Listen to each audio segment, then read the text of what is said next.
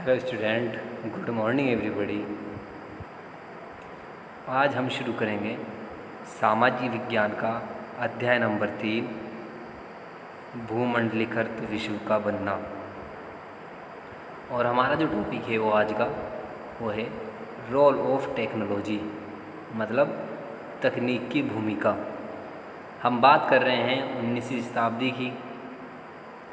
19वीं सदी में घटनाक्रम पर दृष्टि डालने से हमें ये पता चला है कि नवीन जो तकनीक थी उसे उभर कर सामने आ रही थी। 19वीं शताब्दी में जो हमारी नई तकनीक थी वो सामने धीरे धीरे हमारे सामने आ रही थी। उसने क्या भूमिका निभाई? देखिए, जो तकनीक थी उसने क्या भूमिका निभाई हमारे जीवन में। इन तकनीकी परिवर्तनों से जीवन शैली पर बहुत प्रभाव पड़ा। रेलवे, भाप के जहाज़, टेलीग्राफ, ये सभी तकनीकी परिवर्तन बहुत ही महत्वपूर्ण रहे थे। इनके बिना 19वीं शताब्दी में आए परिवर्तनों की कल्पना नहीं की जा सकती थी। तकनीकी प्रगति अक्सर चारों ओर से, देखिए, हम जो तकनीकी प्रगति होती है वो हमारे चारों ओर से आती है। जैसे कि सामाजिक दृष्टि से भी आती है, राजनीतिक दृष्टि से आती है, आर्थिक कारकों का जो परिणाम होता है, ये सभी जो है हमारी तकनीकी ही कारण होता है। उदाहरण के लिए औपनिवेशीकरण के कारण यातायात और परिवहन साधनों में अधिक सुधार हुए। देखिए, अगर हम देखते हैं कि उस समय जो है यातायात और परिवहन के जो साधन थे उनमें जो है बहुत अधिक सुधार हुए थे। अधिक तेज चलने वाली रेलगाड़ियाँ बनाई गई। रेलगाड़ी का जो डिब्बा होता है, जो उसमें बोगियाँ होती हैं, उनका जो है वज़न, उनका भी भार जो है कम किया गया। पहले भी ज़्यादा भार की होती थी, ज़्यादा वज़न की होती थी, तो उनका वज़न भी कम किया गया। जलपोतों का आकार बड़ा किया, जिससे किसी भी उत्पादन को खेतों से दूर दूर के बाज़ारों में कम लागत पर अधिक सरलता से पहुंचाया जा सके। टेक्नोलॉजी के ही कारण ये सब हो रहा था कि हमारे खेतों से जो चीज़ें या वस्तुएं जो उत्पन्न होती हैं, उन सभी चीज़ों को जो है पानी के जहाज़ों में भर करके दूर दूर के बाज़ारों में उनको कम खर्चे पर और अधिक उपज के लिए, अधिक कमाई के लिए उनको दूर दूर भेजा जाने लगा। अब हम बात करते हैं अमेरिका की।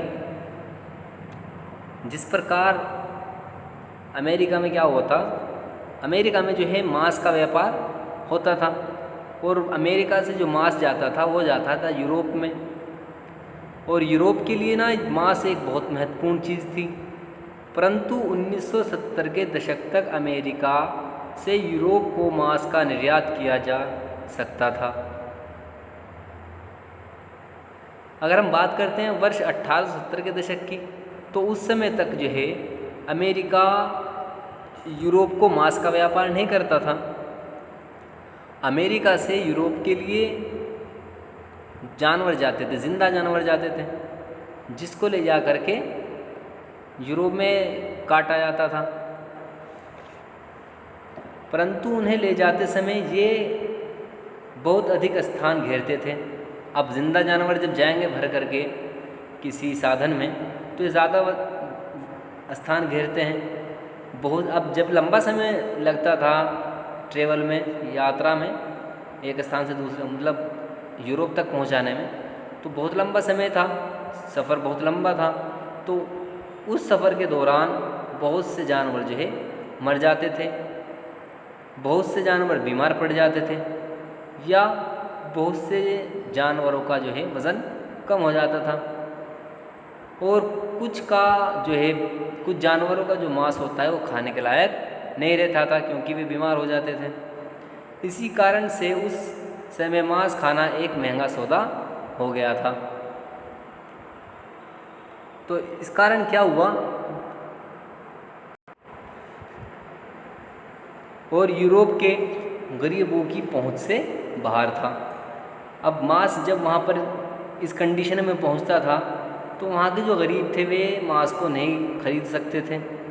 दूसरी ओर अधिक कीमतों के कारण मांस उत्पादों की मांग तथा उत्पादन भी कम रहता था। नई तकनीकें आने से मांस उत्पादन की स्थिति बदल गई। पानी के जहाज़ों से बड़े बड़े फ्रिज में भर करके ये जो है मांस एक स्थान से दूसरे स्थान तक या अमेरिका से यूरोप तक जो है पहुंचाया जाने लगा, जिससे जल्दी ख़राब होने वाले भोज्य पदार्थों तथा अन्य वस्तुओं को लंबी लंबी यात्राओं पर ले जाया जा सकता था। ठीक है, जब नई तकनीक आई, नई टेक्नोलॉजी आई, तो उससे बड़े बड़े फ्रिज बनाए गए जिसमें जो है मांस या अन्य खाने की वस्तुएं जो होती थी वे सभी भर करके एक स्थान से दूसरे स्थान तक पहुंचाया जाने लगा। अब हमारा नेक्स्ट टॉपिक है 19वीं शताब्दी के आखिरी में औपनिवेशवाद। ठीक है, तो हम बात करते हैं यूरोप में 19वीं शताब्दी के मध्य एक कृषि क्षेत्र में काफ़ी तेज़ी से विकास हुआ। अब हम बात कर रहे हैं यूरोप की और हो रही है बात 19वीं शताब्दी के आखिर में। तो हम बात कर रहे हैं कि 19वीं शताब्दी के जो मध्य का जो समय था उस समय जो है कृषि क्षेत्र में तेज़ी से विकास हुआ। इस क्षेत्र में कुछ लोगों को बहुत अधिक धन कमाया। देखिए, इस क्षेत्र में जब बात करते हैं हम कृषि की, तो कृषि के अंदर जो है लोगों ने बहुत सा धन कमाया था तथा इस धन का उपयोग मशीनों से चलने वाले कारखानों में किया, जिसके कारण औद्योगिक क्रांति संभव हुई। ठीक है, तो 19वीं शताब्दी में हमारी क्या हुई थी भाई? औद्योगिक क्रांति जो है संभव हुई। ठीक है, अब हमारा नेक्स्ट टॉपिक है रिंडरपेस्ट या मवेशी प्लेग। रिंडरपेस्ट पशुओं में फैलने वाली एक खतरनाक बीमारी थी जो अफ्रीका के अंदर वर्ष 1890 के दशक में फैली। इस बीमारी का प्रकोप बहुत ही भयंकर था। मवेशी जानवरों में प्लेग की तरह फैलने वाली इस बीमारी से लोगों की आजीविका तथा स्थानीय अर्थव्यवस्था पर बहुत गहरा प्रभाव पड़ा। यह इस बात का एक अच्छा उदाहरण है कि औपनिवेशिक समाजों पर यूरोपीय साम्राज्यवादी शक्तियों के प्रभाव से बड़े पैमाने पर क्या प्रभाव पड़ा। यह इस बात का इस उदाहरण से यह भी पता चलता है कि आक्रमण और विजयों के इस युग में दुर्घटनावंश फैल गई मवेशी की बीमारी ने भी हजारों लोगों का जीवन में भाग्य को बदल कर रख दिया और दुनिया के साथ उनके संबंधों को नई शक्ल में ढाल दिया। अफ्रीका महाद्वीप क्षेत्र की दृष्टि से बहुत बड़ा और जनसंख्या की दृष्टि से तत्कालीन समय में बहुत कम था। इसलिए अफ्रीका के लोगों की आजीविका चलाने का प्रमुख साधन मवेशी थे, क्योंकि मवेशियों के लिए अफ्रीका में चारागाह की कोई कमी नहीं थी। वहाँ पैसे या वेतन पर कार्य करने का चलन नहीं था। 19वीं शताब्दी के आखिर में अफ्रीका में ऐसा उपभोक्ता सामान बहुत कम थे जिन्हें वेतन के पैसे से ख़रीदा जा सकता था।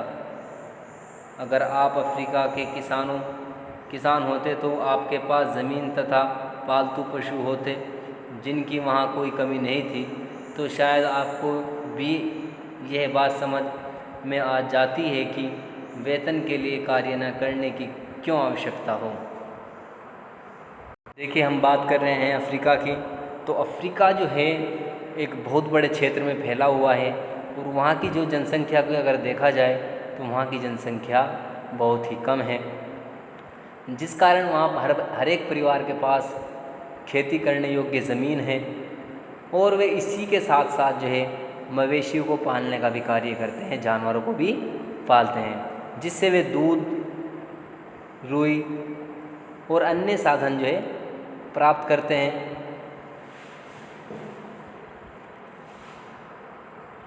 इसी कारण अफ्रीका के अंदर जो है बाज़ारों का प्रचलन भी बहुत कम था, क्योंकि वे अपने खाने पीने का जो भोज्य पदार्थ होते थे वे सब जो है अपने आप ही उगा लिया करते थे।